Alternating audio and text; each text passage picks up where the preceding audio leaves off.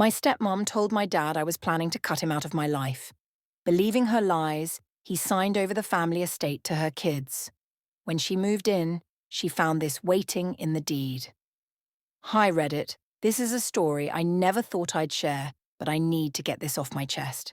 My family's always had its quirks, but things have taken a bizarre turn lately, and I'm struggling to make sense of it. Let me start with the basics. I have always been close to my dad, Edward. He's one of those stoic, no-nonsense guys who doesn't say much but always means what he says. My mum passed away about 10 years ago, and while it was hard on both of us, we leaned on each other. We've been a team ever since. About 3 years ago, my dad met Ashley. She's the classic charming on the surface type. Always perfectly polite, always smiling. At first, I was happy for him. He seemed lighter, more optimistic. But as time went on, I started noticing little things that didn't sit right. For example, Ashley always had a way of steering conversations to subtly highlight how much she'd for my dad. She'd say things like, "I'm just so glad Edward has someone who can really take care of him now." It was never overtly malicious, but it felt rehearsed. At first, I thought it was harmless, but looking back, maybe I should have paid more attention. It started about a month ago when my dad asked me the strangest question over dinner. He looked me dead in the eye and said, "Justin, are you upset with me?" I was taken aback. "Why would I be upset with you?" I asked, genuinely confused. He shrugged, avoiding my gaze. "I just feel like maybe I haven't done enough for you lately." This was completely out of character. My dad isn't the kind of guy to fish for reassurance or talk about feelings unless something's really bothering him. I told him he didn't need to worry, that everything was fine. But the whole thing left me feeling uneasy. Over the next few weeks, the weirdness escalated. Dad started cancelling our usual weekend lunches, claiming he was too busy or that Ashley had planned something. He began avoiding topics we used to discuss openly, like the family estate. The real red flag came when I overheard Ashley talking to him in the kitchen one night. I wasn't eavesdropping, but her voice carried. She was saying something like, "Justin just doesn't seem to appreciate you, Edward. Maybe he doesn't need you as much as you think he does." What? I felt like I'd been slapped. Where was this coming from? I almost walked in right then, but I held back. I figured confronting her in the moment would just make things worse. Things took a sharp turn when my uncle Donald, my dad's older brother, called me out of the blue. Donald isn't one for gossip, so when he said, "I heard something that doesn't sit right with me," I knew it was serious. He told me he'd heard from a mutual acquaintance that my dad was planning to sign over the family estate, land that's been in our family for generations, to Ashley's kids. Ashley has 2 kids from a previous marriage, Amy and Justin, yes, another Justin. I don't have against them personally, but we've never been close. They've barely been around until recently, when they suddenly started showing up at family events like they'd been part of the clan forever.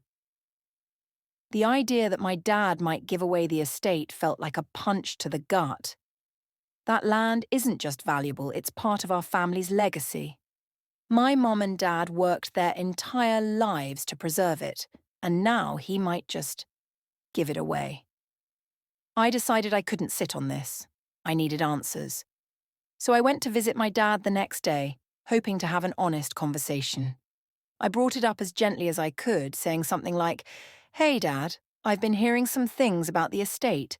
Are you thinking of making any changes?" The look on his face was hard to read. He paused for a long time before saying, "Ashley and I have been discussing some things. Nothing set in stone." I pressed a little further, but he shut me down, saying, "Justin, you've always been independent. You don't need to worry about this." Independent? Sure, I've built my own life, but that doesn't mean I don't care about our family's history. The conversation left me more confused and frustrated than ever. I don't know what Ashley's endgame is, but something about this whole situation feels off. My dad's acting like a completely different person, and I can't shake the feeling that Ashley's behind it.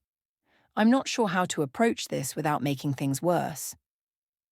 Part of me wants to confront Ashley directly, but I also don't want to alienate my dad. For now, I'm going to dig a little deeper and see if I can find out what's really going on. Update. Hey, Reddit. I didn't expect my last post to blow up like it did, but I really appreciate all the advice and perspectives. I've been sitting with this mess for weeks now and things have only gotten weirder. I wasn't planning to post an update yet, but after everything I've discovered, I need to share. Let me just say this. If I had any doubts that Ashley was manipulating my dad, they're gone now. What I've uncovered so far feels like the tip of an iceberg, and I'm terrified of what's underneath. It all started with an unexpected text from Ashley. It was a random Tuesday evening, and I was getting ready to call it a night when my phone buzzed. The message read, "Justin, I know things have been tense, but I hope you can trust your dad and me to make the right decisions. We're a family now." It didn't sit right with me. First, I don't have Ashley's number saved, so seeing her name pop up out of the blue was unsettling. Second, the timing was strange. Why send this now, when I hadn't confronted her or even spoken to my dad in days? I decided not to reply, but something about that message stuck with me. It felt like she was trying to preempt something, as if she knew I'd eventually figure things out. The next day, I dropped by my dad's house unannounced. I told myself it was just to check in, but the truth was I wanted to see if there were any signs of what Ashley and my dad were up to. When I walked in, the house felt different. It was cleaner than usual, almost staged, and there were fresh flowers on the dining table. Ashley came out of the kitchen with her trademark smile and greeted me like I was a guest at a B&B. "Justin, what a surprise. Your dad's out running errands, but you're welcome to stay for coffee." I declined, saying I'd wait for my dad. Her smile faltered for just a second before she nodded and disappeared into another room. That's when I noticed something strange. On the table next to the flowers was a stack of papers. The top one was labeled Transfer of Ownership. My dad isn't the kind of person to leave important documents lying around, especially something involving the estate. My heart was pounding, but I forced myself to stay calm. I casually walked over to the table and picked up a random magazine from the stack, pretending to flip through it. That's when I caught a glimpse of the second page of the document. It listed Ashley's kids, Amy and Justin, as beneficiaries. Before I could process what I was seeing, Ashley reappeared. I quickly put the magazine down and moved away from the table, but I knew I couldn't leave without a closer look at those papers. When my dad finally came home, I wasted no time. I asked him about the papers on the table, trying to keep my tone neutral. His face went pale and he stammered something about discussing options with Ashley. I could feel the anger bubbling up, but I knew I had to approach this carefully. "Dad, why are Ashley's kids listed as beneficiaries?" He avoided eye contact. "Justin, I've been thinking about what's fair. You're independent. You have your own life. They don't have the same opportunities." I couldn't believe what I was hearing. "Dad, this isn't about fairness. This is about Ashley manipulating you. Can't you see that?" Ashley must have been listening because she came into the room at that moment. She looked at my dad and said, "Edward, you don't have to justify your decisions to anyone." The audacity. I wanted to call her out right then and there, but I realized she was counting on me to lose my temper. So I just said, "This isn't over," and left. I spent the next few days digging into everything I could find about the estate and the paperwork I saw. I even called my Uncle Donald, who used to practice law, to get his take. That's when Donald dropped a bombshell. The estate has a built-in safeguard. It turns out that when my parents originally set up the deed, they included a clause to prevent exactly this kind of situation. The estate can only be transferred to someone who fulfills specific conditions, like maintaining it as a family property and living there full-time. In other words, if Ashley's kids don't meet the conditions, the estate automatically reverts back to me. This discovery gave me some relief, but it also raised more questions. Why hadn't my dad mentioned the clause? Did he even remember it? Or was Ashley trying to override it somehow? As I pieced everything together, a new theory began to form in my mind. What if Ashley knew about the clause but was banking on me not knowing? What if her plan was to get my dad to sign the papers, hoping I wouldn't fight it. I decided to test my theory. The next time I saw my dad, I casually brought up the clause, pretending I'd just learned about it. His reaction confirmed everything. He looked surprised but also relieved, as if a weight had been lifted. I'm still processing everything, but one thing is clear. Ashley's plan isn't as foolproof as she thinks. I have the upper hand now, and I'm not going to let her take what's rightfully ours. For now, I'm playing it cool. I want Ashley to think she's won, so she'll let her guard down. But behind the scenes, I'm documenting everything and working with Donald to make sure the clause is ironclad. Final update. Hey Reddit, I'm back with the conclusion to this wild story. The first sign that something was brewing came on a quiet Sunday morning. My dad texted me, "Can we talk? I think I need your help." That one message hit me with a mix of relief and anxiety. For weeks, I'd been documenting everything Ashley had done, waiting for the right moment to confront her. But hearing my dad ask for help, that meant he was finally starting to see the cracks in Ashley's facade. I drove over that afternoon trying to stay calm, but as soon as I saw my dad, I knew things were worse than I thought. He looked exhausted, like he hadn't slept in days. "She's been pushing harder," he said, almost whispering. "She wants me to finalize everything this week." I asked him to show me the latest documents Ashley had him working on.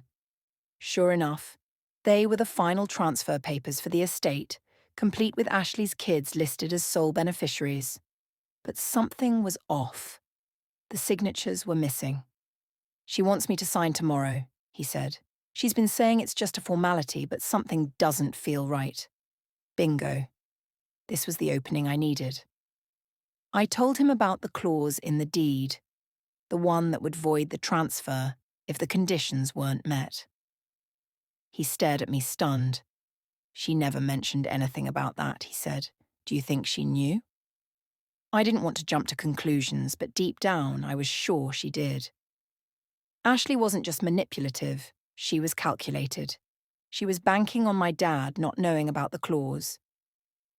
The next day, my dad invited Ashley to a meeting with a lawyer to finalize the paperwork.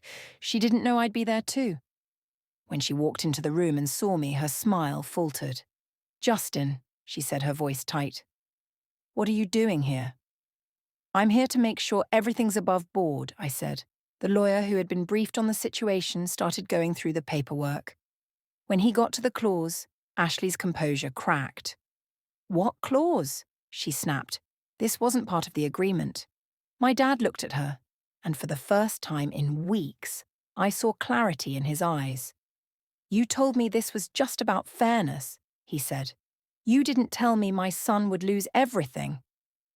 Ashley tried to spin it, saying the clause was outdated and irrelevant, but the lawyer shut her down. "This clause is legally binding," he said. "If the conditions aren't met, the estate automatically reverts to Justin." Ashley's mask slipped completely. She started yelling, accusing me of poisoning my dad against her. She even tried to guilt him, saying, "After everything I've done for you, this is how you repay me?" But my dad didn't budge. "You lied to me, baby," he said, his voice steady. "You made me doubt my own son. That's not something I can forgive." By the end of the meeting, Ashley was defeated. She stormed out, leaving behind the unfinished paperwork. You'd think that would be the end of it, but Ashley had one last card to play. A few days later, she filed a petition to challenge the clause in court. She claimed it was discriminatory and outdated. Thankfully, my Uncle Donald, the retired lawyer, stepped in again. He had helped draft the original deed and knew exactly how to defend it. The case didn't last long. The judge ruled in our favor, upholding the clause and dismissing Ashley's claims. But here's the kicker. During the court proceedings, we discovered Ashley had been quietly transferring money out of my dad's accounts. It wasn't enough to bankrupt him, but it was enough to raise serious questions about her intentions. Once my dad saw the evidence, he cut all ties with her. Ashley and her kids are gone now. They moved out of the house within a week of the court ruling. My dad is still processing everything, but we're rebuilding our relationship one step at a time. As for the estate, it's safe for now. My dad has made it clear that he wants me to take over when the time comes, and I'm committed to honouring our family's legacy. Just when I thought everything was settled, I got a text from Ashley. "You'll regret this, Justin. You've made an enemy for life." I didn't respond. She can stew in her bitterness all she wants. At the end of the day, justice was served. Thanks for watching this video. Please like this video and subscribe to the channel for more these kinds of story videos.